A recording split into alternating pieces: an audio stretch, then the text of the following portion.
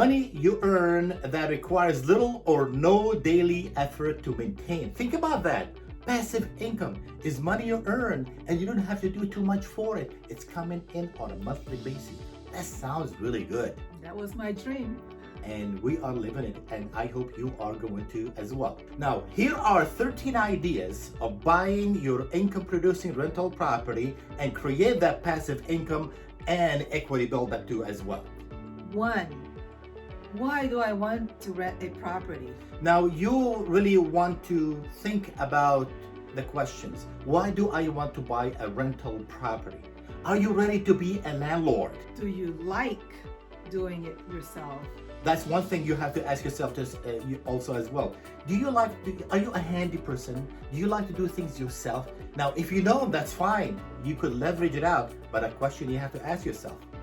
Do you know the right people? Do you know the right people? Like a landscaper, a handyman, Roofer, a roofer, electrician, plumber. Who? Did you already say that? Plumber? A plumber too as well. You need to know those people. So prepare the list for yourself because you do need them when you own a rental property for sure. Do you like dealing with people? Yeah, some people don't like to deal with people, but are you a people person? If you are, that makes it even better. If you're not, that's fine. You could like a tenant? Is that what you mean? A tenant or any just people in general. If you're not, you could have a private management actually to do the dealing with the tenants and what have you. How much work are you willing to do for an extra $500? Now think about it. If you get an extra $500 and you are working on it for maybe a little bit, little or no work per month, would that really makes a difference in your lifestyle? And building equity in the meantime, would that make a difference in your lifestyle and for you and your family?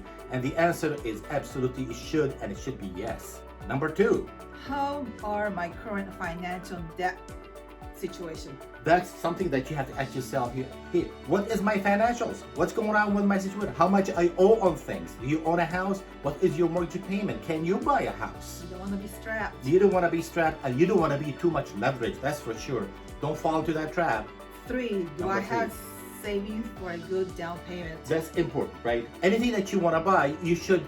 Okay, you could leverage it. You could maybe borrow some money. You could do that. But the best idea is to actually have your own savings so you could put money down, good money down, maybe 10, 15, 20% down on a house that you could call as an investment property, because the more down you put, the more equity you have and the more money you will make per month.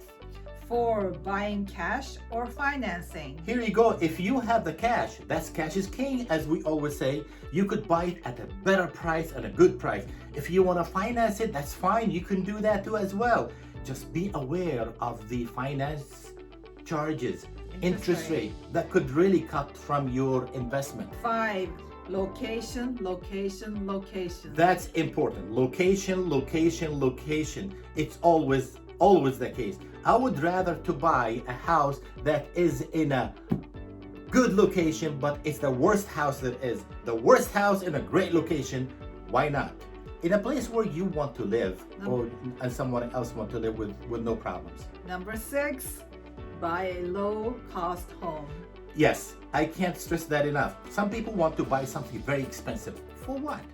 Buy a house that is maybe single story, because baby boomers are all over the place right now. They want single story that is 13 to 2,000 square foot maximum. That's what low cost, right? Yeah, it's low cost home is much better for you because it's cheaper to fix if it's single story, by the way, if you know that.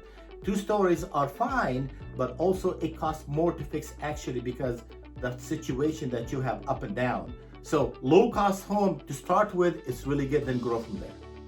Number 7, avoid a fixer-upper. Now, okay, could be something that said, why do I don't want a fixer-upper? You want a fixer-upper, but if you are new, you want to avoid it because it's like a box of candy. When you open it up, boy, you don't know what you're getting. You open a can of worms. There's so much that you could discover that you may not have the money to do it. You say, I want to put $20,000 to fix it. You end up with $57,000 to fix it.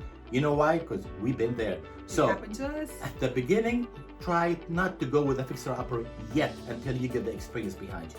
Well, number 8, buy landlord insurance. Okay, so when you bought your home, and if you own a home, you have to have a home insurance. that covers your house. Your house insurance does not cover your landlord insurance or your rental property. You got to buy that landlord insurance for sure. And also for liability situations. Liabilities coverage for sure. Number 9, factor in unexpected cost. Well, for example, you have to save between 20 to 30% of the monthly that you're getting to put it away, because you never know what could happen. A leaky faucet, something breaks down. You gotta have that money to fix it, so it will pay for itself if you put that money away and get used to it. 10, Number 10, calculate operating expense. all the time. You want to know exactly how much it costs you per month, per year, and how much is gonna cost you for everything that you spend on whatever that might be, so you'll know you'll end up with a number that's gonna be your profit. Keep that track. Keep it, track it, write it down. Number 11, determine your ROI. ROI, what is my return on my investment? That's important.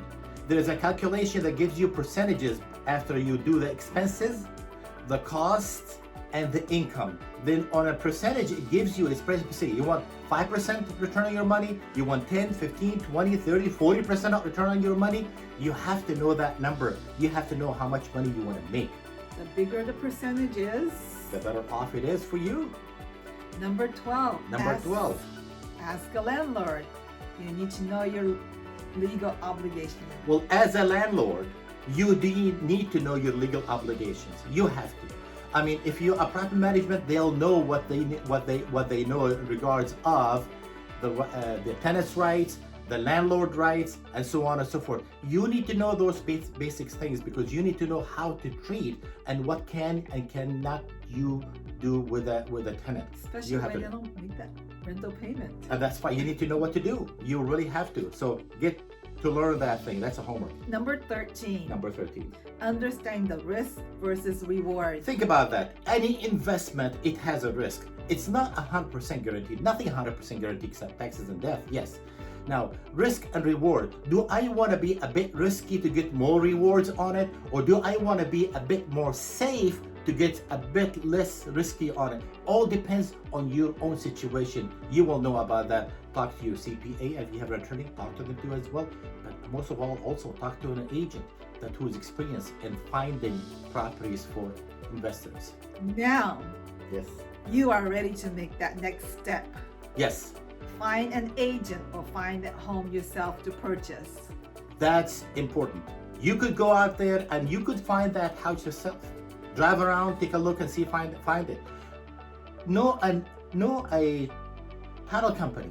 When you find a house, call them up and they'll give you the address and phone numbers and all the as much contact information to that house, and send them a letter. Knock on the door if you need to, or talk to an agent and they could do that for you. We hope you found value in the information we provided. Go out there and be a millionaire.